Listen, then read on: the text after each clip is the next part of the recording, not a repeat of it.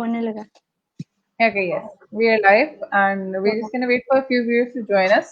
Okay. And once we get the confirmation that there's good audio and good video, then we'll start. ठीक. Okay, great. How are you doing today, Vipin? I am doing good. You're doing good?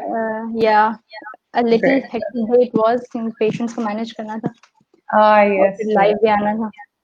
हाँ, I remember जब starting में live sessions हमने start किए थे तो obviously वो working days था तो नहीं था लेकिन अब I know okay with the workload and this so it gets a bit It's difficult yeah. now.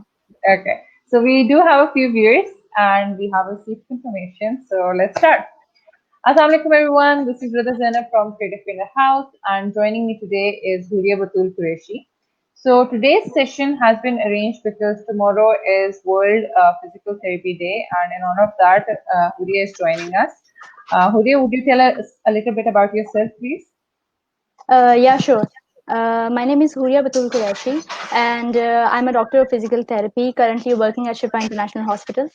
And as you all know कि कल 8 सितंबर है and physical therapy days हर साल 8 सितंबर को हम लोग सेलिब्रेट करते हैं वर्ल्ड फिजिकल थेरेपी डे 8 सितंबर पे. तो उसकी वजह से आई रियली वांटेड कि हम लोगों को कोई इस तरह का टॉपिक अरेंज करना चाहिए, अवेयरनेस बेस्ड टॉपिक अरेंज करना चाहिए for general public. Being a physical therapist जो चीज़ें हम डील करते हैं जिन चीज़ों के साथ, तो मैं चाहती थी कि कोई इस तरह का टॉपिक हम लोग लेके आए जो जनरल पब्लिक के लिए भी यूजफुल हो और that is the reason why I am here today. We are very happy to have you, Huria, and Huria has prepared a presentation for us. But before we go into that, I just wanted to ask, अगर आप थोड़ा सा बताएं कि why you chose this field? Why I chose this field, there's a long story behind it. Yeah, there was a long story. I would say that it is a very flourishing. The reason why I am in this field is because back then जब हम लोग सारे जो pre medical students होते हैं जो pre medical FSc के बाद चूज कर रहे होते हैं कि कौन सी फील्ड चूज करनी है हमें, बीबीएस और बीडीएस और डीपीटी. तो there was one family doctor जो हमारे थे, उन्होंने ये फील्ड बेसिकली रेकमेंड की थी कि it's a new flourishing field. They are ये भी एक 5 years की डॉक्टरेट है which is dealing with so many issues जो कि हम लोग चीज़ों को इस तरह से ट्रीट करते हैं, हमें मेडिसिन नहीं देनी पड़ती हैं और हम इस तरह से लोगों की चीज़ों को we assess and we provide treatment and we design treatment plans like that. तो ये बहुत ही अच्छी एक फील्ड है, फ्लरिशिंग फील्ड है, it's growing worldwide and is the reason why I am in this field. और जितना मैंने इसको स्टडी किया देन आई रियलाइज्ड कि yes it is something and हमें इसके बारे में लोगों को अवेयरनेस भी देनी चाहिए. ठीक है, definitely. So, do you want me to put up your presentation now? Yeah, sure. Okay. So, I've shared the screen, which here it is. Okay. ठीक है. हाँ जी, तो बिल्कुल ठीक है. ओके, मैं स्टार्ट करूं? जी प्लीज. Okay everyone, मैं starting in the name of Allah, the most beneficent and most merciful. आज मैं जो टॉपिक डिस्कस करने लगी हूँ वो बेसिकली एक अवेयरनेस बेस्ड टॉपिक है विच इज अबाउट पोस्चर्स. ठीक है कि it is basically an awareness on good and bad postures. मैं क्योंकि जनरल पब्लिक के साथ आज उनके सामने ये चीज़ प्रेजेंट कर रही हूँ तो मैं ये चाहूँगी कि मैं बहुत ही सिंपल वर्ड्स में, बहुत ही सिंपल वे में इस चीज़ को आप लोगों तक पहुँचाऊँ और आप लोगों को बताऊँ कि बेसिकली पोस्चर होता क्या है और गुड पोस्चर क्या होता है. ठीक है, और उसके बाद बैड पोस्चर्स किसको हम कह सकते हैं और क्या इम्पैक्ट होते हैं बैड पोस्चर्स के हमारी हेल्थ में डेली लाइफ के अंदर. तो this is one quote. This says that classic postures, when practiced with discrimination and awareness, bring the body, mind, and consciousness into a single harmonious whole. It is a quote about postures. तो अभी मैं आपको बताऊंगी कि posture basically होता क्या है. If we talk about posture in general, अगर layman term में posture को define किया जाए तो posture basically is basically an attitude, the way you are carrying yourself, your attitude और the way you are carrying yourself in any position. आप बैठे हुए हैं तो आप किस तरह से बैठे हुए हैं, आप चल रहे हैं तो आप किस तरह से चल रहे हैं, वो पोस्चर होता है बॉडी का, एक पोज होता है, you can say the carriage of the body as a whole and the attitude of the body और the position of the arms and legs, ये एक डेफिनेशन है इसकी जो हम कहते हैं। बट उसको थोड़ा सा और सिंप्लीफाई अगर मैं कर दूं तो posture is basically how we are sitting, how we are standing, इसमें हमने अपनी बॉडी को किस पोज में रखा हुआ है, किस तरह अलाइन किया हुआ है, इज बेसिकली पोस्चर, ये पोस्चर होता है, ठीक है। ठीक एंड है। अगर थोड़ा सा और इसको सिंप्लीफाई किया जाए तो the key to good posture is the position of the spine. अब ये थोड़ा सा टेक्निकल भी हो जाएगा, but I want you all to know कि कितना इम्पोर्टेंट है हमारी जो स्पाइनल कॉर्ड है उसकी अलाइनमेंट, और इसका किस तरह से कनेक्शन है with our good and bad posture, ठीक है। ठीक तो है। Before even going into depths, मैं ये बताऊंगी कि जो हमारी स्पाइनल कॉर्ड है, I know every one of us, हम लोगों ने बायोलॉजी तो पढ़ी हुई है या साइंस तो पढ़ी हुई है, तो हमें बेसिक डायग्राम तो हमारे जहन में आ जाएगी। मैं जनरल पब्लिक के साथ क्योंकि कम्युनिकेट कर रही हूँ, इसलिए मैं ये बार बार इस चीज़ को थोड़ा सा ज़्यादा सिंप्लीफाई करना चाह रही हूँ कि पोस्चर में जो चीज़ें हैं वो स्पाइनल कॉर्ड के अंदर कौन कौन से एंगल्स होते हैं, ठीक है। तो ठीक है। हमारे जो स्पाइनल कॉर्ड है उसके अंदर 3 एंगल्स होते हैं, बेसिकली 3 नेचुरल कर्व्स होते हैं, ठीक है। एक हमारे नेक वाले साइड पे होता है, ठीक है, जिसको हम सर्वाइकल कर्व कहते हैं। एक मिड बैक में होता है जिसको थोरेसिक कह देंगे हम थोड़ा सा साइंटिफिकली, एंड एक लोअर बैक में होता है लंबर लोडोटिक, ठीक है। तो correct posture should maintain these curves but not increase them. वो ये कहते हैं कि जो हमारे स्पाइन की जो नेचुरल अलाइनमेंट है, हमारे जो नेचुरल कर्व्स हैं, उनके अंदर ना ही एग्जैजरेशन होनी चाहिए और ना ही वो डिक्रीज होने चाहिए। This is the actual definition of good position और good posture. So head should be above shoulders, ये आगे जाके मैं बताऊंगी कि किस तरह से हमारे हेड को होना चाहिए, किस तरह से हमारे शोल्डर्स को होना चाहिए। It's very important to know about it, क्योंकि हम अगर सेल्फ अवेयर ही नहीं होंगे अबाउट आवर पोस्चर्स तो हम उसको ठीक भी नहीं कर सकेंगे। हाँ नहीं, डेफिनेटली अभी जब आप बता रही थी in fact about the spinal cord और किस तरह से पोजीशन मेंटेन होनी चाहिए, तो in the back of my mind I was trying to figure out if my posture is correct और not, so it would be या गुड मैं फॉर इसके you to give a demonstration definitely. या मैं एक और चीज इसमें बता दूं कि जितने भी व्यूअर्स हमें देख रहे हैं इसके अंदर मैं थोड़ा सा ये बताना चाहूंगी कि आप लोगों को एंजाइटी में नहीं जाना चाहिए। अभी जैसे जैसे मैं बताऊंगी कि ये बैड पोस्चर है, ये गुड पोस्चर है, तो एंजाइटी में नहीं जाने की जरूरत। ये इतना कॉमन इशू हो चुका है वर्ल्ड वाइड, एवरीवन, हम सब, इवन मेरे भी पोस्चर है वो नहीं ठीक होगा। तो इसमें ये है कि आपको जब आपको ये अवेयरनेस जब मिलेगी तो आपने डेली लाइफ में जब अपने ऊपर थोड़ा सा वर्क करना होगा, आपको पता होना चाहिए कि आपका गुड पोस्चर है या बैड पोस्चर है। एंजाइटी की बात नहीं है, जब हम इसको चाहें तो हम इसको ठीक भी कर सकते हैं, तो इसमें कोई इतना इशू वाली बात नहीं है। Okay, moving forward, wait a second. ये एक डायग्राम आप लोगों की स्क्रीन पे नजर आ रही होगी। ये एक ह्यूमन बॉडी है। मैं आपको थोड़ा सा और एक्सप्लेन करना चाहूंगी कि पोस्चर जो सही करेक्ट अलाइनमेंट है पोस्चर की वो किस तरह से होनी चाहिए। अब आप देख सकते हैं ये एक इमेजिन कर लें कि एक सॉरी हुरिया, अभी आपकी प्रेजेंटेशन में जो स्लाइड ओपन है उसमें I don't see an image, like I slide आपने चेंज करनी है या लाइट ओके। चेंज किया, शो हो ठीक रहा है, है? अब शो हो रहा है बिल्कुल। अब शो हो रहा है, तो इसको मैं फुल स्क्रीन करना चाह रही थी, फुल स्क्रीन कर लूं? आप, हाँ जी, आप प्रेजेंटेशन मोड में आप ऑन कर दें इसको। अब देख के बताएं, can you see now? I can see the image, hmm, but I saying कि अगर आप जो प्रेजेंटेशन है इसको हाँ ठीक है। आप, हम्म, ठीक है, हाँ जी ठीक है। ठीक है, ओके। तो as you all can see there is one image जिसके थ्रू मैं आपको ये समझाऊंगी कि नॉर्मल अलाइनमेंट हमारी बॉडी की क्या होती है, एनाटॉमिकली करेक्ट अलाइनमेंट होती क्या है। हम इस तरह से अगर एक साइड पोज में हम किसी भी इंसान को देखें खड़े खड़े हुए, तो ये एक बहुत ही स्ट्रेट पोस्चर नजर आ रहा है। हम इसको इस तरह से देख सकते हैं कि एक इमेजिनरी लाइन है, as you can see this pointer के साथ मैं बता रही हूँ, ये इमेजिनरी लाइन है एक, जिसको हम लाइन ऑफ ग्रेविटी कहते हैं। नॉर्मल जो अलाइनमेंट होती है स्पाइन की, उसमें ये जो लाइन ऑफ ग्रेविटी है, it should pass through some areas, some structures of our body.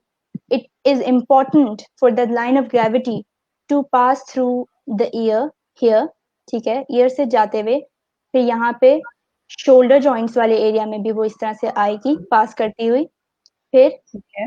यहाँ हिप जॉइंट है, पेल्विस रीजन पे, जो साइंस के स्टूडेंट्स हैं या उनको ये आइडिया होगा, और नॉर्मल स्टूडेंट्स या लोगों के लिए ये हिप जॉइंट वाला एरिया है, जहाँ पे ये यहाँ से इंटरसेक्ट करती हुई थोड़ा सा नी के थोड़ा इंटीरियर नी, 1/3 ऑफ इंटीरियर नी के अंदर से पास करता हुआ यहाँ पे एंकल वाले एरिया में, 1/3 of the ankle you can से, यहाँ पे आती है। तो ये नॉर्मल करेक्ट अलाइनमेंट है हमारे पोस्चर की, ये करेक्ट अलाइनमेंट है कि लाइन ऑफ ग्रेविटी को अगर हम इमेजिन करें, इस इमेजिनरी लाइन को हम इमेजिन करें अगर, तो उसको यहाँ से इस तरह से पास होना चाहिए। ये स्ट्रेट बंदा खड़ा है और ये ह्यूमन इज स्ट्रेट, और इसलिए ये लाइन भी स्ट्रेट इंटरसेक्ट करती हुई नीचे से ईयर से लेके नीचे एंकल तक आ रही है। अब अगर हमारी अलाइनमेंट कहीं भी किसी भी एरिया से या किसी भी एंगल से खराब होती है, या हमारा पोस्चर ऐसा नहीं होता, खड़े हुए इंसान का पोस्चर अगर ऐसा नहीं है अगर, तो उसका ये आगे मैं बताऊंगी कि क्या क्या कंडीशन होती है जिसमें पोस्चर खराब की इंडिकेशन हमें नजर आ जाती है। उसमें ये लाइन ऑफ ग्रेविटी जो है वो डिस्टर्ब हो रही होती है, तो इसकी वजह से बहुत सारे इश्यूज बेसिकली आगे देखने में आ रहे होते हैं। ठीक है, ये तो स्टैंडिंग पोजीशन की मैं करेक्ट अलाइनमेंट बता रही थी, करेक्ट पोस्चर क्या होता है।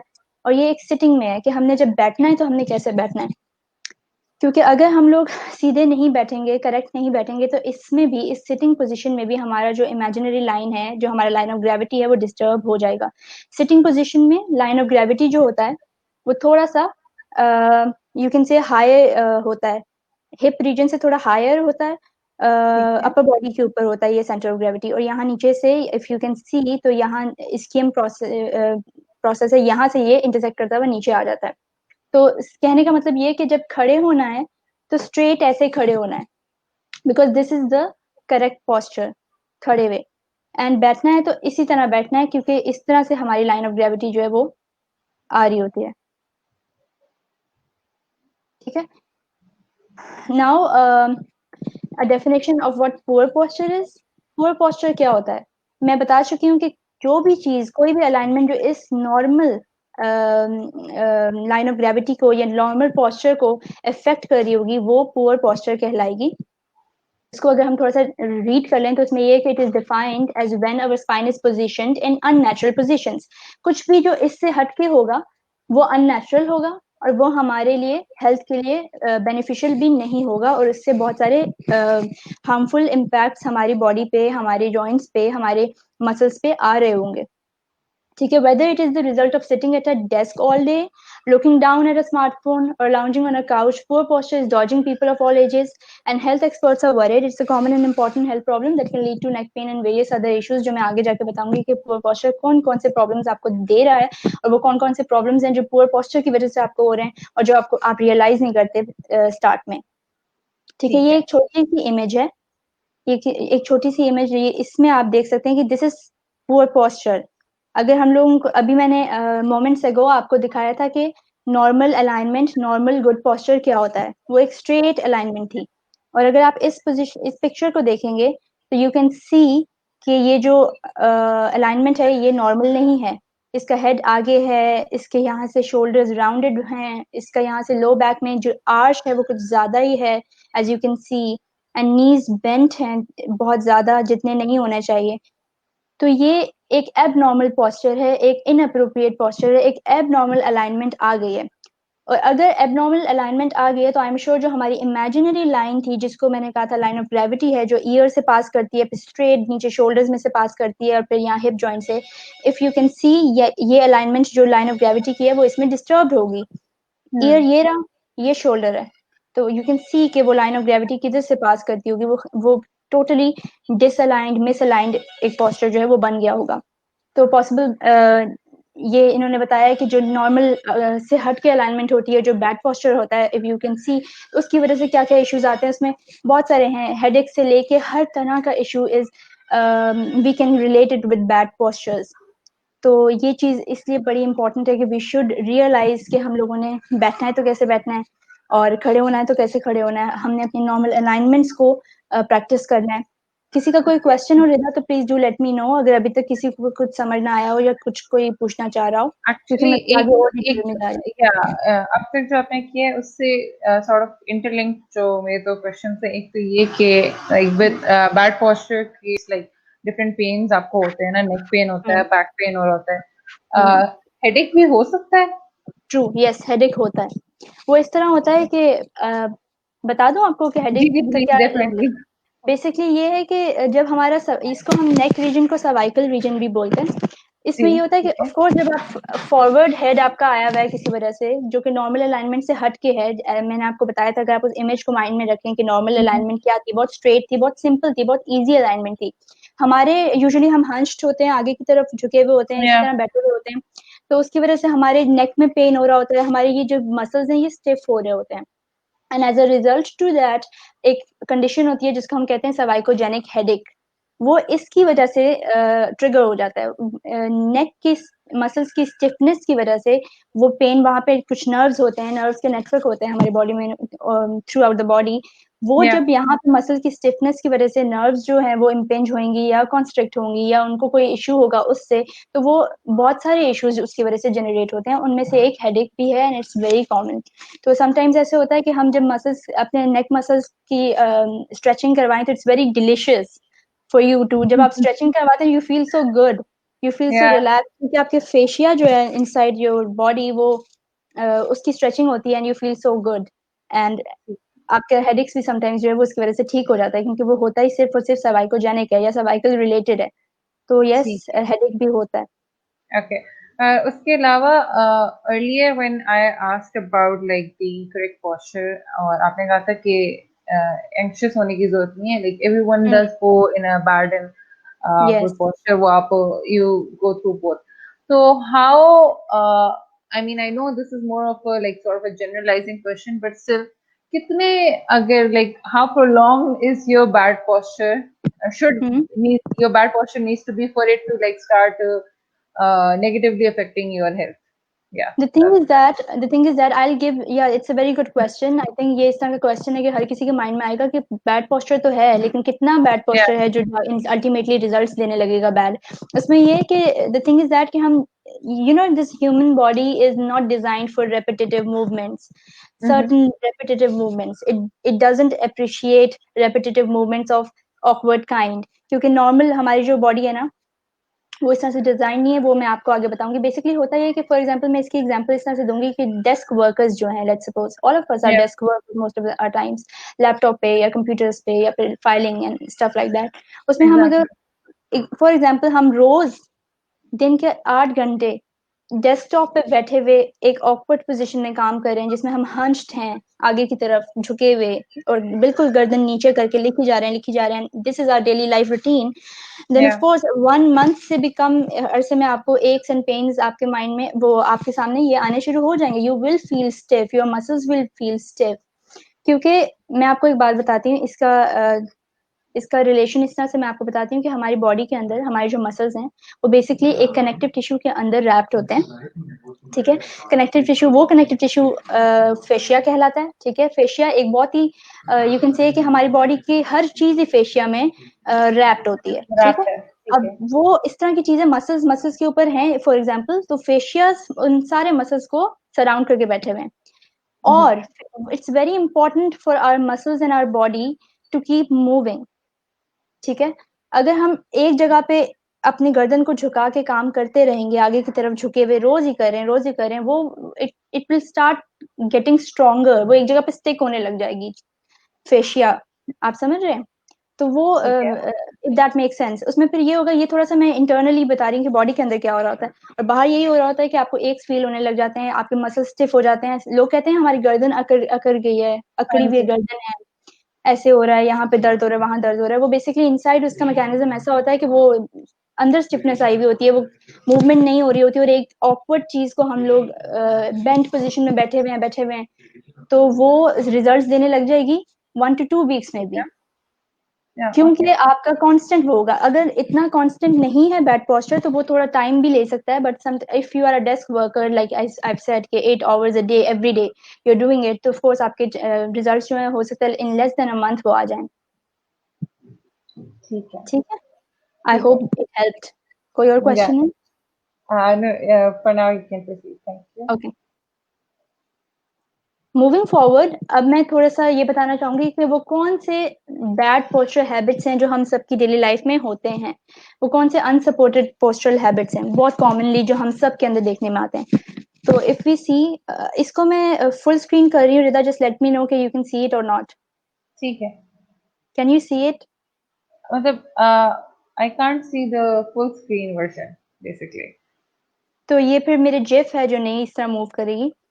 इसमें बेसिकली ये जिफ जो है ये जो आपका नहीं है बॉटम राइट कॉर्नर, इसमें अगर आप प्रेजेंटर मोड पे क्लिक कर लें, थोड़ा सा ये नीचे, या इन ऑप्शंस को चेक करें ना, इसमें से एक।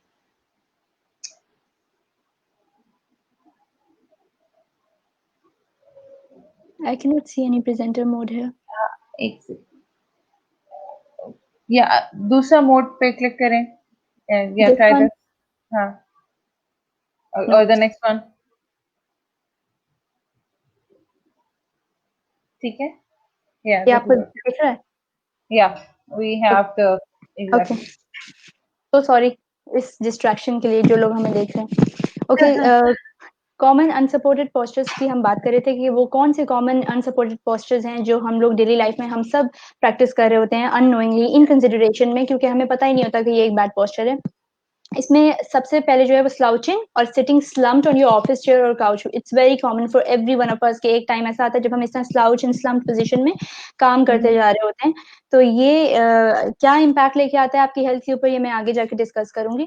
Second is lying on your belly on the bed while working on a laptop और reading a book, let's suppose. इस पोजीशन में घर में बुक पढ़ना या लैपटॉप पे देर तक काम करना, ये हमारी बहुत कॉमन हैबिट है, which is again un unsupported and a bad posture we can say, क्योंकि इसमें आपके ऑर्गन्स, मैं आगे बताऊंगी कि किस तरह से आपके ऑर्गन्स भी समटाइम्स कंप्रेस हो रहे होते हैं if you are not in a good alignment, not sitting properly, then how it is actually affecting your body and how it is actually affecting your body organs and lungs as well.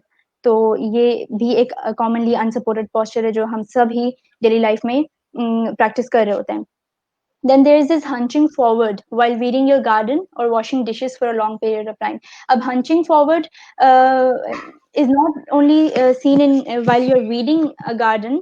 इस तरह तो हम कुछ भी करते हैं, नीचे झुक के कोई भी चीज उठा लेते हैं, इसलिए this is also an unsupported bad posture and it is going to give you a very bad impact on your lower back.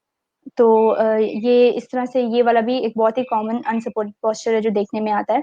Not just in gardens, of course in our home, हम लोग कुछ भी laundry करते वक्त नीचे झुक के चीजें उठा जी। लेते हैं, ठीक है, तो ये भी एक इम्प्रॉपर पोस्चर है। Then there is this using your vacuum cleaner with one hand. अब इसके बारे में मैं थोड़ा सा बताऊंगी फॉर दोज ऑफ यू जो वैक्यूम क्लीनर यूज करते हैं। वैक्यूम क्लीनर को यूज करने के भी कुछ चीजें हैं जो लोग नहीं कंसिडर कर रहे होते वाइल यूजिंग इट।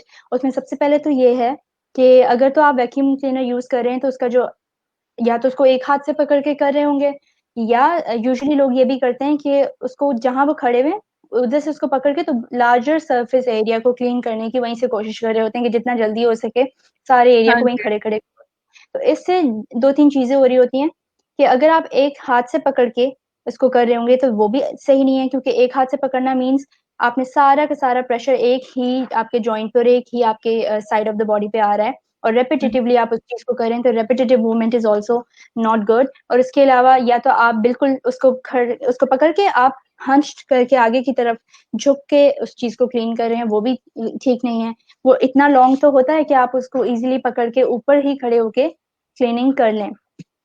ठीक तो है। जो लोग वैक्यूम क्लीनर नहीं यूज करते, जो लोग दूसरा कुछ यूज करते हैं, तो उसमें भी ये है कि या तो वो खड़े होके प्रॉपर करें, लॉन्गर ब्रश होना चाहिए क्लीनिंग के लिए, वो खड़े होके उस चीज को करें। और अगर उनको झुकना पड़ता है, या let's suppose to don't bend, just simply squat down, simply sit down and then do it. Spine के ऊपर जितना कम लोडिंग और बेंडिंग आए वो उतना बेनिफिशियल होता है। तो ये एक कॉमन चीज है जो लोग कर रहे होते हैं और जो नहीं उनको करनी चाहिए, because it is also going to give you bad health impacts in the longer run. Moving forward, standing with the weight of your body concentrated on one leg, ये भी बहुत कॉमन है। हाँ जी। ये हम एक जगह पे खड़े हो जाएंगे तो हम सारा अपना वेट एक लेग के ऊपर करके तो खड़े हो जाते हैं। तो ये भी ठीक नहीं है, क्योंकि आपकी सारी बॉडी, आपका सेंटर ऑफ वेट जो लाइन ऑफ ग्रेविटी है वो शिफ्ट हो जाता है, आपका सारा वेट एक जगह पे शिफ्ट हुआ हुआ होता है। तो वो भी हेल्पफुल नहीं है, वो भी आपको प्रॉब्लमेटिक, आपके जॉइंट्स के लिए भी प्रॉब्लम होगा, और वो एक बहुत ही कॉमन अनसपोर्टेड पोस्चर है जो हम सब डेली लाइफ में प्रैक्टिस कर रहे होते हैं। Then there is this walking in a hunched manner without supporting the head or the trunk. As you all know कि हम लोग डेली लाइफ में ये भी कर रहे होते हैं, चलते चलते हमारे हाथ में या तो हमारा गैजेट होता है, कोई फोन होता है या कोई चीज होती है, हम थोड़ा सा झुक के आगे तो चल रहे होते हैं, या इस तरह झुक के लेट्स सपोज बैठे हुए होते हैं. तो बोथ द कंडीशंस जिसमें हंच्ड बैक बन रहा हो, आपका इस तरह से आप आगे की तरफ बेंड कर रहे हो, is a bad posture, and it is going to give you all kind of pains like neck pain and shoulder pain. इसको मैं आगे जाके बताती हूँ कि कौन कौन से पेन्स हमें फिर बैड पोस्चर की वजह से हम लोगों को फेस करने पड़ते हैं.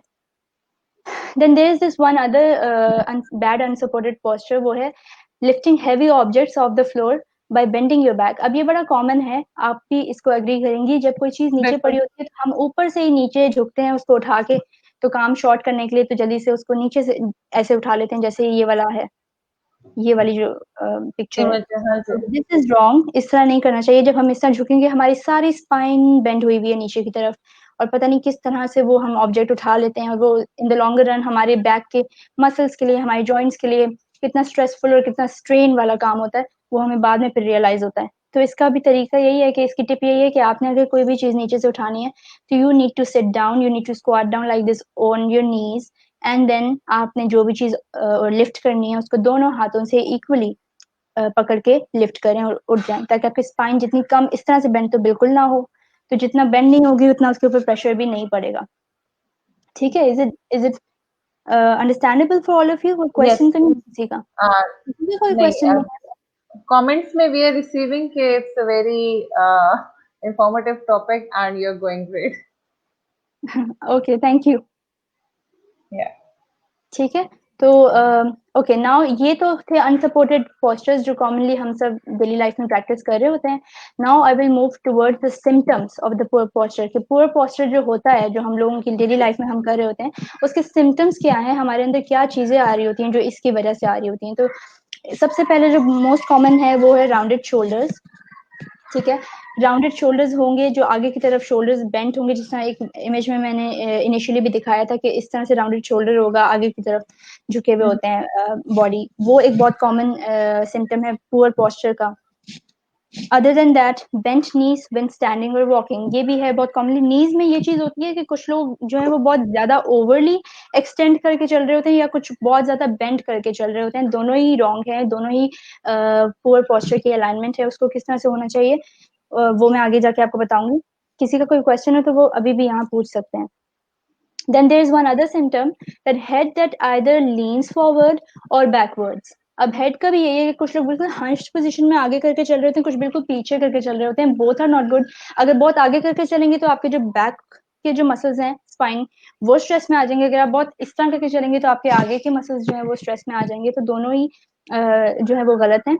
उसके बाद back pain is very common. Back pain is the most common thing जो हम स्पेशली पेन मैनेजमेंट एरिया में, because I work in pain management area, तो आई सीन पीपल जो बैक पेन के साथ आते हैं, एंड इट्स वेरी कॉमन कि उनका क्योंकि पोस्चर खराब नहीं होता. कोई कह देगा हमने नीचे से झुक के कोई चीज उठा ली थी, कोई ये कह देगा. तो back pain is basically the most common symptom of poor posture. In the longer run जब हम ये चीज देखते हैं तो हमें रियलाइज होता है कि ठीक है, क्योंकि हम इस तरह बैठ गए थे तो बैक पेन आ गया, इस तरह खड़े हो गए थे तो बैक पेन आ गया.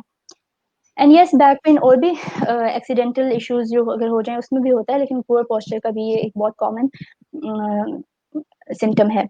उसके बाद body aches and pains, any kind of pain syndromes develop हो जाते हैं बॉडी के अंदर. डिफरेंट एक्स आ जाते हैं बॉडी के अंदर, वो पुअर पोस्चर से रिलेटेड होते हैं.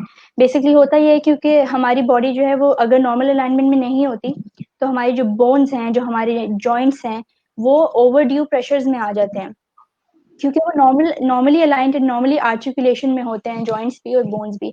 जब पोस्चर खराब होता है तो वो सारे इंट्रिकेट नेटवर्क भी खराब हो जाता है, उनके ऊपर प्रेशर आ जाता है जो कि अननेचुरल होता है. एंड ऑफ कोर्स जब अननेचुरल प्रेशर आपके बॉडी के नेटवर्क पे आ रहा है, आपके जॉइंट्स पे आ रहा है, आपके बोन्स पे आ रहा है, आपके मसल्स पे आ रहा है, तो इन द लॉन्गर रन वो ऑफ कोर्स वो मसल्स वीक हो जाते हैं, मसल स्ट्रेन में चले जाते हैं, बोन्स जो है वो वीकर होनी चली हो जाती हैं, और उनकी शेप्स भी वो चेंज हो जाती हैं बोन्स की, और डिसअलाइनमेंट में, डिसफंक्शनल सिंड्रोम्स में स्पाइन चला जाता है. और उसके अलावा ये प्रोन टू इंजरीज भी हो जाते हैं. बॉडी मसल्स जो है वो वीक होंगे, ऑफ कोर्स वो भी इंजरी के लिए प्रोन होंगे, बोन्स भी इंजरी के लिए प्रोन होंगी. तो these are all those things जो ऑफ कोर्स अगर आपका अलाइनमेंट प्रॉपर नहीं है तो ये सारी चीजें इन द लॉन्गर रन देखने में आ रही होती हैं। उसके बाद मसल फिटीग, मसल बहुत वीक हो जाता है, मसल फिटीग में चला जाता है, बहुत कम टाइम में यू विल फील कि मसल में मतलब वी कैन से इट कि मसल आपके अंदर थकावट या फिटीगनेस ज्यादा आ जाती है। And headache, as you can see कि headache is also a symptom of poor posture, specially ये जो अपर बॉडी है हमारी, इसके जो पुअर पोस्चर अलाइनमेंट से वो उसमें सर्वाइकल की वजह से हेडेक्स भी देखने में आ रहे होते हैं। ठीक है, so there are some of the effects of bad posture as well. ये तो हमने सिम्टम्स पहले पढ़े थे कि क्या सिम्टम्स आते हैं जो हम देख के बता सकते हैं, क्या अलामात होती हैं कि ये पुअर पोस्चर में की अलामात हैं। एक होते हैं effects of bad posture in the longer run, क्या इफेक्ट हो रहा होता है बॉडी के ऊपर बैड पोस्चर्स का। तो एक तो जिसमें मैंने पहले भी बताया था कि back, neck and shoulder pen देखने में आ रहा होता है पुअर पोस्चर की वजह से। अब ये किस तरह से आ रहा होता है, एक तो बहुत कॉमन यही चीज है, जो वर्कर्स हैं, डेस्क वर्कर्स हैं या नेचर ऑफ वर्क उनका ऐसा है कि उनको बैठ के बहुत ज्यादा काम करना है। यूजुअली लोगों को बैठ के ही काम करना होता है, चाहे वो ऑफिस में हैं, चाहे वो टीचर्स हैं, चाहे वो इवन इवन दोज, मैं कहूंगी जो स्टूडेंट्स होते हैं जो यूनिवर्सिटी में लेक्चर्स ले रहे होते हैं, समटाइम्स उनकी पोजिशनिंग इस तरह की खराब होती है कि उनके भी नेक एंड बैक एरिया में एंड शोल्डर पेन्स जो है वो देखने में आ रहे होते हैं। होता ये है कि अगर हम लोग बहुत स्लाउच्ड एंड बहुत हंस्ड पोस्चर में बैठने के आदी होते हैं, जिस तरह से ये थोड़ी सी इमेजेस भी बता रही हैं कि इस तरह से हमारा अगर पोस्चर होता है फॉर द लॉन्गर ड्यूरेशन और हम बहुत ज्यादा आगे को होके काम करने को तरजीह दे रहे होते हैं, तो हमारे जो मोस्ट अफेक्टेड एरियाज हैं वो उसमें हमारी बैक रीजन आ जाती है, हमारा नेक आ जाता है और हमारे शोल्डर आ जाते हैं। हर तरह का पेन इनमें आ रहा होता है, पेन सिंड्रोम्स इनमें देखे जा रहे होते हैं। पुअर सर्कुलेशन एक इफेक्ट है। अब पुअर सर्कुलेशन का मतलब ये है कि जो हमारा ब्लड सर्कुलेशन है थ्रू आउट वो कॉम्प्रोमाइज होता हुआ नजर आ रहा होता है बैड पोस्चर की वजह से मसल्स के अंदर। होता ये है कि जो हमारे, जब हम लोग बहुत ज्यादा ऑकवर्ड पोजीशन में बैठे हुए होते हैं या उसी चीज को आदी बना चुके होते हैं, तो जो हमारे मसल्स होते हैं वो उस टाइट टाइट और बहुत ज्यादा टाइट होने लग जाते हैं। मसल्स टाइट होते हैं, मसल्स स्पैज़म में जाते हैं, और इसकी वजह से क्या होता है कि जो नॉर्मल ब्लड फ्लो है, जो फ्रेश ब्लड फ्लो है मसल्स के तक जो जाना होता है वो नहीं जा पाता। We can say that muscle choke on getting fresh blood, क्योंकि वो इतने टाइट हो चुके होते हैं। और जब वो टाइट हो चुके होते हैं और उनमें नहीं फ्रेश ब्लड आता, तो अंदर जो है वो वेस्ट मटेरियल्स एक्यूमुलेट करते रहते हैं मसल्स के अंदर। ठीक है, और normal oxygen, normal blood and calcium, let's suppose, वो चीज वहां पे नहीं आ रही होती जो कि उसको वॉश ऑफ कर सके मसल को और उसकी सर्कुलेशन बेहतर हो सके। जब वो चीजें नहीं होती तो मसल्स में जो है वो ट्रिगर पॉइंट्स, नॉट्स और इस तरह की बहुत सारी चीजें आ जाती हैं, और वो पुअर सर्कुलेशन की वजह से आ रही होती हैं, क्योंकि अब मसल स्टिफ हो गया और वहां पे ब्लड सर्कुलेशन बिल्कुल ठीक नहीं चल रही। ये भी एक इफेक्ट है बैड पोस्चर का, जिसकी वजह से फर्दर पेन सिंड्रोम्स आ रहे होते हैं, ट्रिगर पॉइंट्स आ रहे होते हैं, नॉट्स बन रहे होते हैं मसल के अंदर। किसी का कोई क्वेश्चन नहीं आता, किसी को कुछ समझ नहीं आया? नहीं, I think we are good to go actually. माशाल्लाह से आई एम रियली ग्लैड कि अभी तक the things that you are explaining ना, they are very like you said, initially आपका गोल ही था कि आप आसान लफ्जों में बिल्कुल बात करें ताकि सबके लिए क्लियर हो। तो आई थिंक बिल्कुल उसी तरह इतना we are going like very clear. Okay, तो thank you so much. Okay, then there is this one other effect जिसको इम्पेयर्ड लंग फंक्शन कहते हैं। जैसे मैंने पहले बताया, ऑकवर्ड पोजीशन में बैठने की वजह से आपके जो अंदर जो आपके लंग्स हैं और कोई और भी अगर ऑर्गन्स हैं लेट्स सपोज, तो वो भी इम्पैक्ट हो रहा होता है। अगर हम बहुत ज़्यादा स्लाउच पोजीशन में बैठने के आते हैं तो लेट्स से हमारे लंग्स, और लंग्स में कुछ लोब्स होते हैं, उनमें जितनी अमाउंट ऑफ एयर जानी चाहिए वो कॉम्प्रोमाइज हो जाती है, क्योंकि आप सही बैठे नहीं होते और वो कंप्रेस हुए हुए होते हैं, आपके लंग्स भी लेट्स सपोज दबे हुए होते हैं इन सिंपल वर्ड्स, क्योंकि आप सही तरह से बैठे हुए नहीं होते। तो जो normal amount of air required है लंग्स के हर लोब में जाने के लिए और आने के लिए, वो चीज़ भी इम्पेयर हो जाती है। एंड ऑफ कोर्स जब लंग फंक्शन इम्पेयर हो रहा है क्योंकि आप सही बैठे हुए नहीं और अमाउंट ऑफ एयर जो रिक्वायर्ड है वो नहीं आ जा रहा अंदर और बाहर, उसकी वजह से भी क्या इश्यूज आते हैं कि ऑक्सीजन नहीं जा रहा वाइटल ऑर्गन्स को। जब ऑक्सीजन नहीं जा रहा वाइटल ऑर्गन्स को, तो आपका आपका जो इमीडिएट जो आपके इश्यूज देखने में आते हैं, जो लंग्स, अगर आपका इम्पेयर्ड लंग फंक्शन है और ऑक्सीजन प्रॉपर नहीं मिल रहा है, तो जो इमीडिएट रिजल्ट्स हैं उसके वो यही है कि आपकी आपकी कॉग्निशन लो हो जाएगी, आपको फॉग ब्रेन, एक टर्मिनोलॉजी हम कहते हैं कि आप बहुत कंफ्यूज्ड माइंड के साथ, बड़े डिप्रेस्ड उसके साथ होंगे, आपको you will not be energetic, क्योंकि आपको प्रॉपर ऑक्सीजन नहीं मिला, अंदर वाइटल ऑर्गन्स को नहीं मिला, आपके ब्रेन तक नहीं गया, and so on, lots of issues that are actually related with impaired lung function. तो इसलिए it's very important कि आप सही बैठे हैं, आपके जो अंदर जो organs हैं, जो उनका काम है, उनको वो proper जगह मिले, वो space मिले, वो easily अपना काम कर सकें. There is one other effect, उसको पुअर डाइजेशन वो कह रहे हैं कि पुअर डाइजेशन किस तरह से हो सकती है, बैड पोस्चर, गलत बैठने से कैसे पुअर डाइजेशन हो सकती है. उसमें यही बात है कि जो हमारे, अगर हम बहुत ज्यादा एब्डोमेन के ऊपर स्लाउच होके बैठे हैं, अगेन स्लाउच बैठना इज वेरी कॉमन, आप हंच्ड हैं, आप स्लाउच्ड हैं, ये सबसे इजी पोस्चर होता है सब लोगों के लिए, बिकॉज इतने मसल्स वीक हो चुके होते हैं. The only thing is you like to sit like this and you feel good, ऐसे ही कि इसी तरह बैठना सबको अच्छा लग रहा होता है. सो इसमें आप देखें हाउ ऑकवर्ड इट लुक्स, आपके लंग्स भी कंप्रेस्ड हैं, आपके एब्डोमेन में जितने भी ऑर्गन्स हैं वो भी ऑफ कोर्स वो भी कॉम्प्रोमाइज हो रहे हैं अपनी चीजों से. उनके अंदर क्या है, उनके अंदर प्रॉपर फ्लूइड्स का आना जाना नहीं हो रहा जो होना था, प्रॉपर डाइजेशन. इसमें क्या चीजें, फिर जो मेटाबॉलिज्म है वो आपका इफेक्ट हो रहा होता है, आपका एसिड रिफ्लक्स हो सकता है. समटाइम्स आप बहुत बुरी तरह बैठे होते हैं ना, यू फील हार्ट बर्न, ये होते हैं कुछ लोग सोचते हैं. And if you sit properly, you just breathe in and out and you feel good, heartburn खत्म हो जाता है.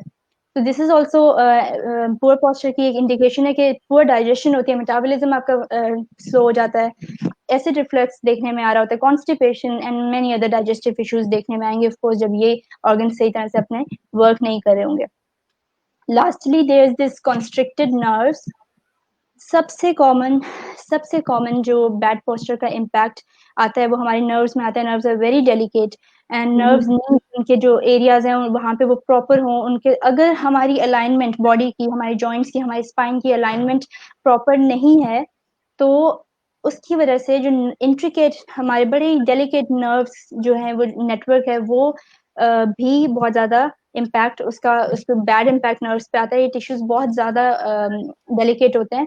जब किसी वजह से हर्निएशन हो जाए डिस्क की, आपकी डिस्क आगे या पीछे की तरफ चली जाए, डिसअलाइनमेंट की वजह से, कुछ मिसअलाइनमेंट की वजह से स्ट्रक्चर्स नर्व्स को टच करने लग जाते हैं और नर्व्स कंस्ट्रिक्ट हो जाती हैं, इम्पिंज हो जाती हैं, दब जाती हैं इन नॉर्मल वर्ड्स. उसकी वजह से बहुत बैड इम्पैक्ट आ रहा होता है आपकी बॉडी के ऊपर. उसकी वजह से नमनेस आती है लोअर बैक, लोअर लिम्स में, लोअर बॉडी में नमनेस के सिम्टम्स आ रहे होते हैं नर्व्स की वजह से, and motor and sensory in the longer run, ये भी बहुत ज्यादा आपका इफेक्ट हो रहा होता है.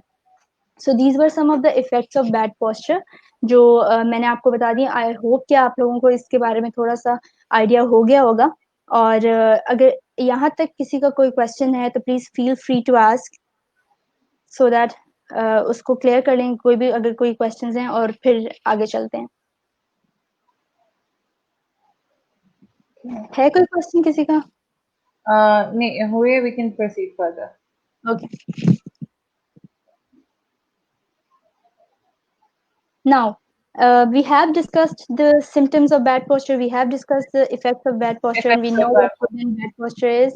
Now we are going towards the tips. कि क्या tips होती हैं आपके posture को ठीक करने के लिए, जो आप अपने own पे daily life में ठीक कर सकते हैं.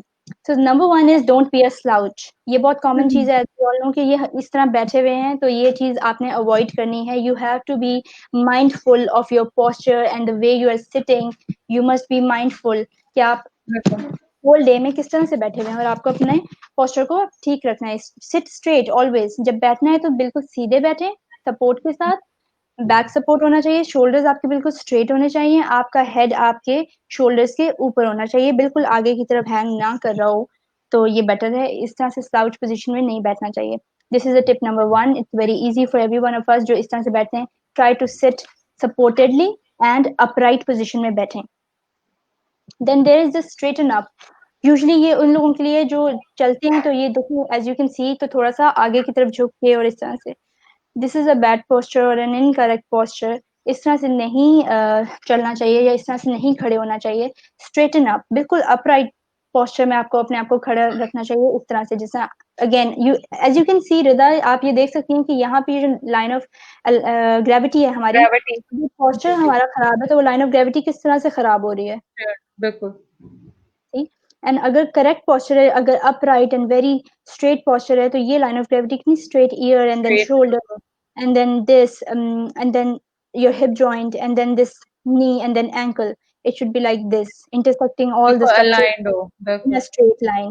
तो इसके लिए यही होता है कि आपको अपना हेड जो है वो शोल्डर्स के ऊपर रखना चाहिए। आपका ईयर लोब जो है, इसको इस तरह भी देख सकते हैं लोग कि अपने, अगर आप साइडवेज खड़े होकर शीशे के सामने अपने आप को अगर देखें तो आपको ये देखना चाहिए कि आपका जो ईयर लोब है, आपका जो ईयर है, वो शोल्डर्स के ऊपर होना चाहिए, आगे या पीछे नहीं। यूजुअली लोगों का आगे होता है ऐसे ईयर, वो पैरेलल नहीं होता टू द शोल्डर जॉइंट। तो ये बहुत इजी वे है टू चेक योरसेल्फ कि आपका पोस्चर किस तरह से है। उसके बाद टिप नंबर 3 इज कि बी वेयर ऑफ टेक्स्ट नेक। ये एक बहुत ही कॉमन चीज है, टेक्स्ट नेक इसको कहते हैं, कि हम लोग अपने फोन्स को इस तरह से पकड़ के यूज कर रहे होते हैं और ये हमारी नेक इस तरह से आगे की तरफ हैंग होती है। Yeah. तो everyone of your information as यहाँ पे मेंशन्ड भी है कि जो हमारा हेड होता है वो 10 to 12 lbs इसका वेट होता है, और हम इसको जितना आगे की तरफ फॉरवर्ड टिल्ट कर लेते हैं नेक को इस तरह फोन यूज करने के वक्त, उस वक्त इसका डबल हो जाता है वेट, जो इसका रियल वेट है उससे डबल या यू कैन से इवन ट्रिपल भी हो जाता है। तो जितना ज्यादा हेड आगे जाएगा उतना ज्यादा जो आपके बैक स्पाइन के जो मसल्स हैं उनको बहुत एफर्ट लगानी पड़ेगी उसको होल्ड रखने के होल्ड लिए। कर लेते हैं, जब वो बिल्कुल। एफर्ट लगानी पड़ेगी उनको हेड को होल्ड रखने के लिए, तो ऑफ कोर्स वो स्ट्रेन में जाएंगे और वो उसमें जाएंगे, स्ट्रेस में जाएंगे ऑफ कोर्स, और वो कितना उसको पकड़ के रखेंगे। और ये देखें इस तरह से भी लोग नीचे फोन रख के तो यूज कर रहे होते हैं। इन द लॉन्गर रन इनमें नेक के इश्यूज, नेक एंड बैक के इश्यूज, अपर बैक के इश्यूज आ रहे होते हैं। यहाँ पे हमारे मसल्स के बहुत सारे मसले स्टार्ट हो रहे होते हैं, यहाँ से हमें हेडेक्स आ रहे होते हैं। तो ये टेक्स्ट नेक है, इसको अवॉइड करना चाहिए। आपको चाहिए कि आप अपने फोन को बिल्कुल आईज के इस तरह ऊपर रख के यूज करें, ये जो फर्स्ट इमेज है, ताकि और अपने नेक को बिल्कुल बेंड ना करें, और कोशिश ये करें कि हेड मूवमेंट हो ही ना, इसको इस तरह लिफ्ट करके रखें एंड आई की मूवमेंट से you can see the screen. And one other tip is to please try to reduce your screen timing, जो बहुत ही डिफिकल्ट है हम सब के लिए ऑफ कोर्स, लेकिन ये कि जितना हम स्क्रीन टाइमिंग को अवॉइड कर सकते हैं हमें करना चाहिए। It is giving very bad results. और ये और फोन को, आई थिंक फोन को हाथ से छोड़ना बहुत ही डिफिकल्ट हो गया। हाँ वी जी, नीड मैं इनफैक्ट अभी जैसे कि आपने कहा ना कि ये फर्स्ट जो इमेज है उस तरह रख के यूज करना चाहिए, तो I am trying to actually imagine using the phone how like that. या you actually we are imagining, I but I tried कि मैं इस तरह से इसको यूज करना स्टार्ट करूंगी। आई लेवल पे होना चाहिए आपका। सेम या goes with people who are working on desk, वो मैं आगे जाके बताऊंगी कि उनको डेस्क पे कैसे काम करना चाहिए ताकि वो स्ट्रेट रहें और उनका काम भी होता रहे। Okay, then there is this tip कि don't be a low rider. ये यूजुअली उन लोगों के लिए जो कार ड्राइव करते हैं, जी। उसमें ये होता है कि एक बहुत कॉमन चीज जो हम देख रहे होते हैं वो ये होती है कि सीट को रिक्लाइन करके पीछे करके, तो आप लोग एक हाथ से स्टीयरिंग व्हील को पकड़ के तो चला गाड़ी जाता। चला सकते हैं। तो ये एक रॉन्ग पोस्चर है, इस तरह रिक्लाइन नहीं करना चाहिए। ये आपके पोस्चर्स में बड़े इसमें मसले यहाँ से आ रहे होते हैं। It's not good in the longer run, it's also very bad posture and it is going to impact your bones and joints and muscles. तो इसमें ये रिकमेंडेशन होती है बेसिकली कि आपको चाहिए कि आपका जो सीट है वो स्टीयरिंग व्हील से बहुत क्लोज हो, जितना क्लोज हो सके, रिक्लाइन बैक नहीं होना चाहिए। Also I will also recommend कि लंबर रीजन पे जो आपका लोअर बैक होता है वहां पे आपका कोई क्वेश्चन या कोई इस तरह के सपोर्ट के लिए चीज होनी चाहिए। जो लंबर कर्व है हमारा नेचुरल, वो मेंटेन रहना चाहिए और सपोर्टेड, आप इस तरह आपकी टेक भी लगी रहेगी और आपका जो लंबर कर्व है वो भी मेंटेन रहेगा और आप बिल्कुल अपराइट पोजीशन में रहेंगे, और स्टीयरिंग की बिल्कुल साफ आपकी ऑलमोस्ट सीट होनी चाहिए। आपको रिक्लाइन बैकवर्ड्स नहीं करना चाहिए।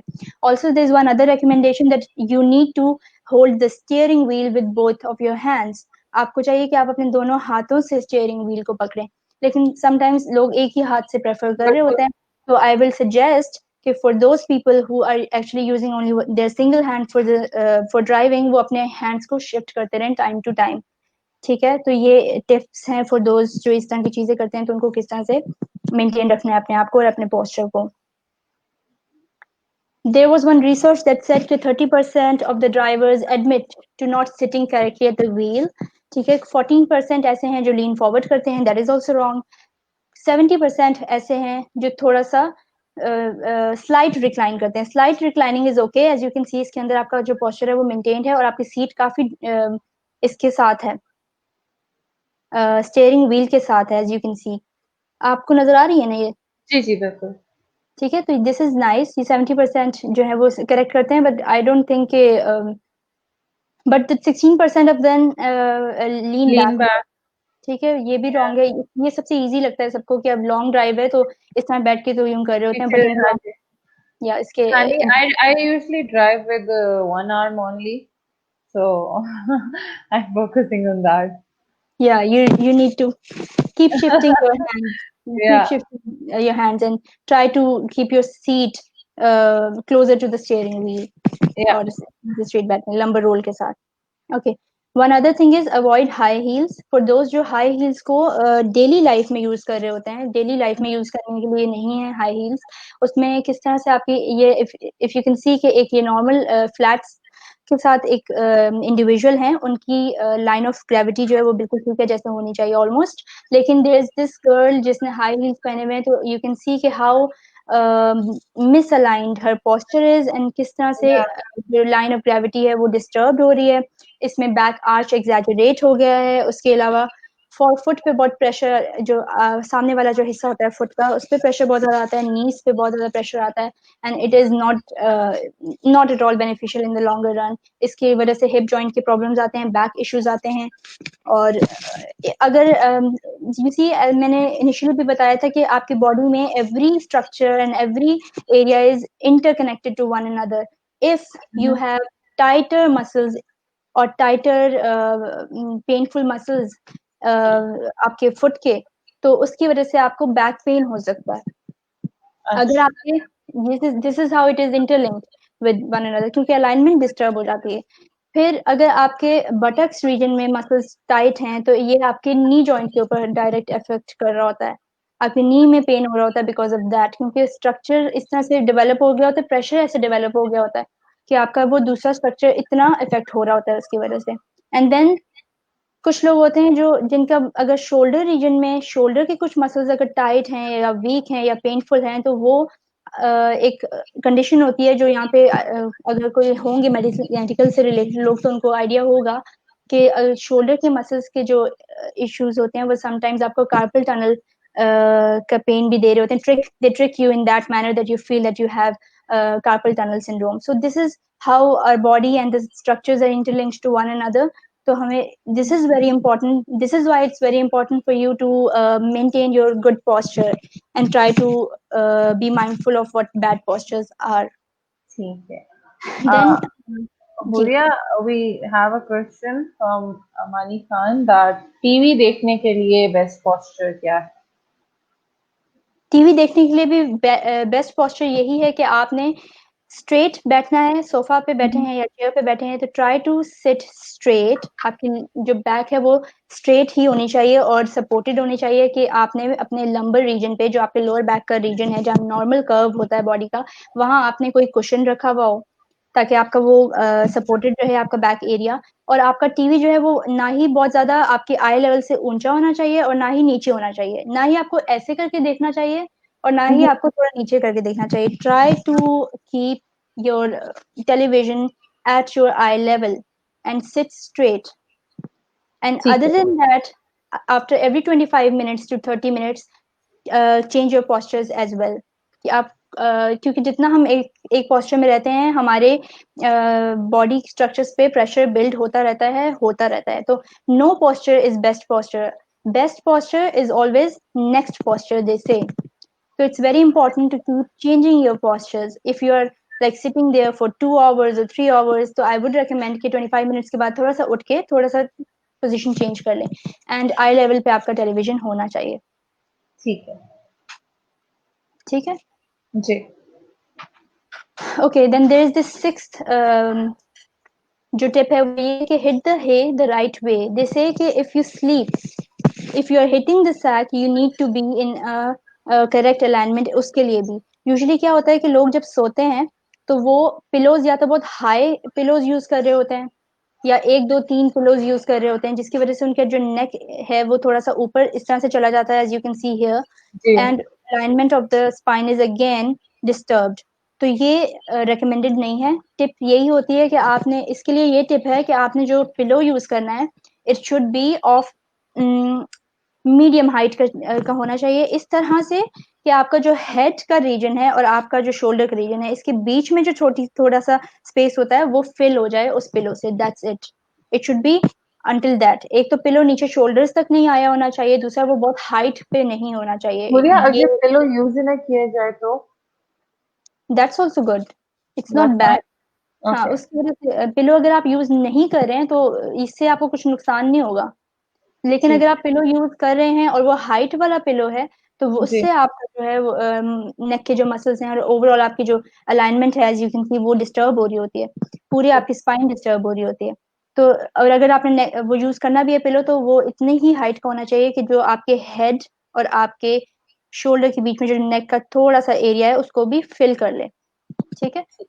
उसके अलावा ये है कि अगर जो साइड लाइन पे सोते हैं, अगर इस तरह से साइड लाइन पे सो रहे हैं, तो try putting a cushion in between the both the knees, ताकि वो आपस में रब ना हो रही हैं for the longer period of time.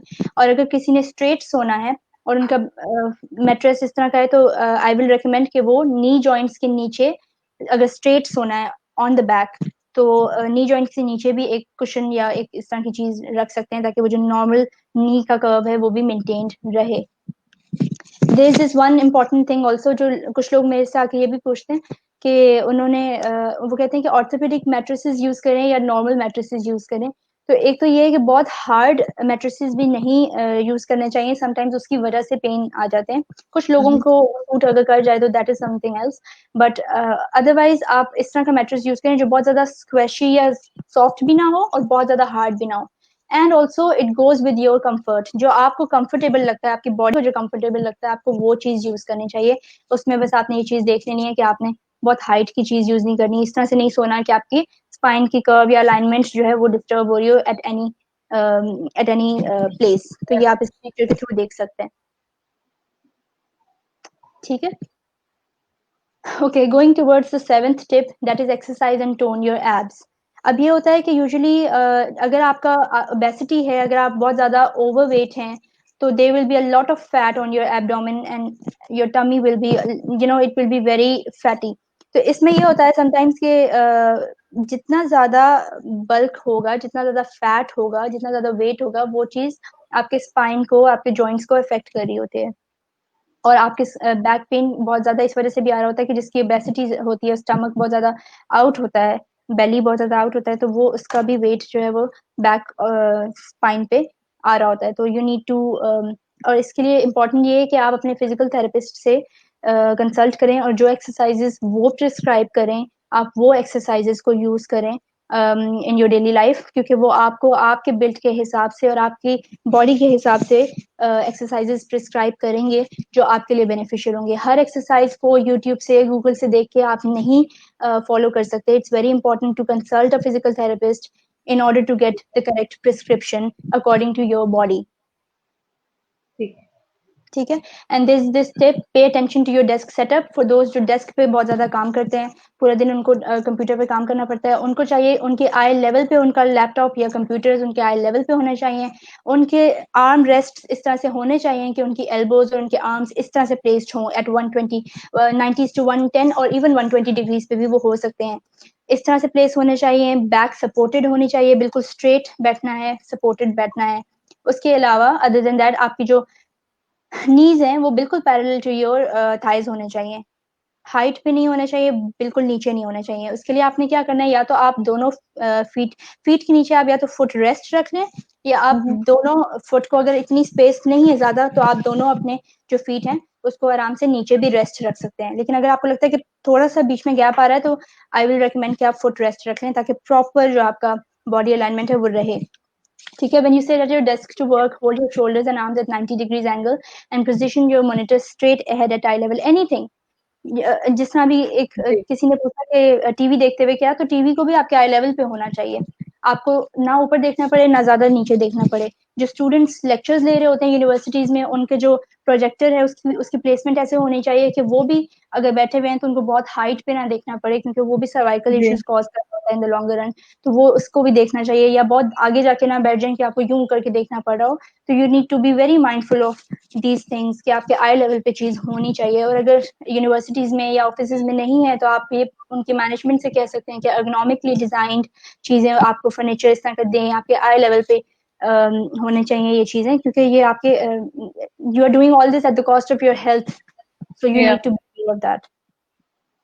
Then walk tall, जैसे जब आप चल रहे होते हैं बिल्कुल स्ट्रेट चलें, आपके शोल्डर्स पीछे की तरफ हो, ना कि आगे की तरफ हो, आप हंच्ड आगे की तरफ नहीं होने चाहिए, बिल्कुल स्ट्रेट और इजी वे में चलें, आपके जो दोनों आर्म्स है वो स्विंग कर रहे होने चाहिए, एंड आप बिल्कुल स्ट्रेट पोजीशन में चलें, सीधा देख के चलें, ठीक है। Sit with support and get up every over, ये मैं आपको पहले भी बता चुकी हूँ कि अगर आप बैठे हुए हैं तो आपको चाहिए कि keep changing your postures and positions every over and every half an hour, you can do that as well.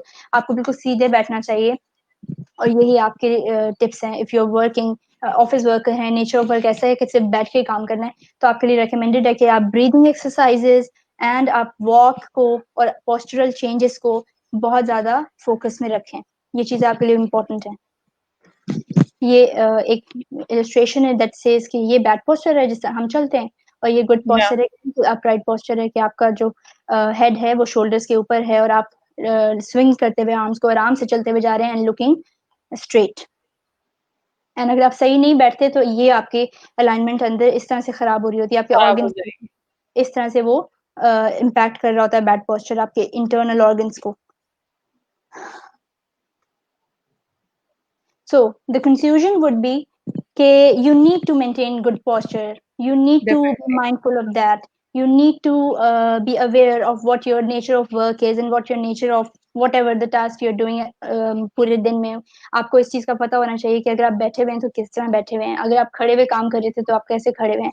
For those people जो घर में काम करते हैं, जिस तरह नॉर्मल खवातीन होती हैं जो घरों में काम कर रही हैं, किचन में काम कर रही हैं, उनके लिए यही रिकमेंडेड है कि बहुत लोअर, अगर वो किचन में खड़े होकर काम कर रही हैं तो बहुत लो स्लैब्स ना हो, स्लैब्स ऊपर हो, उनको ज़्यादा झुकना ना पड़े forward. So other than that, avoid sitting in soft and squashy chairs. Normal chairs होने चाहिए जिसमें आपका कर्व मेंटेन रहे। यूज लंबर रोल्स, मैं पहले बता चुकी हूँ। बैक सपोर्ट होना चाहिए। एर्गोनॉमिक चेयर्स, एर्गोनॉमिक चेयर, ये एर्गोनॉमिकली डिजाइंड चेयर्स वही चेयर्स होती हैं या वही फर्नीचर होते हैं जो आपके बॉडी अलाइनमेंट्स के फ्रेंडली होते हैं, ठीक है। तो वो चीजें आपने यूज करनी है। Make sure your mattress is supportive enough to keep your spine straight when lying on your side, as I mentioned earlier. Use a pillow that supports your neck, neck को सपोर्ट करने वाला pillow होना चाहिए, बहुत height वाला तो बिल्कुल भी नहीं होना चाहिए। And keep your back straight and use your thigh muscles when lifting heavy objects, के जब आपने नीचे से कोई चीज उठानी है तो you need to bend down, you need to, you don't need to bend down, you need to squat down basically. Squat down Your and spine is straight and you're using your thigh muscles for exerting pressure. These are the references. And ये एक Thomas Edison की बहुत famous quote है, जैसे कि the doctor of the future will give no medicine but will instruct his patients in care of the human frame, in diet and in the cause and prevention of disease.